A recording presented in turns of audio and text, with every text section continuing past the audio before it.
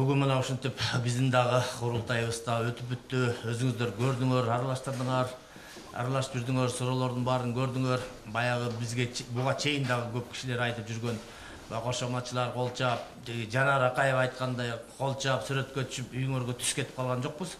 Биз ал жерде кол чаппай эле элдин көйгөйүн айттык. Президенттин дагы, бийлигин дагы баардыгына сындар айтылды.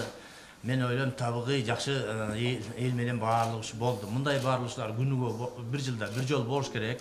30 жылдан бери элде биринчи жолу элдерибиз аябай жарылып алды. 30 жылдан бери чогулган көйгөйдү айтып алды.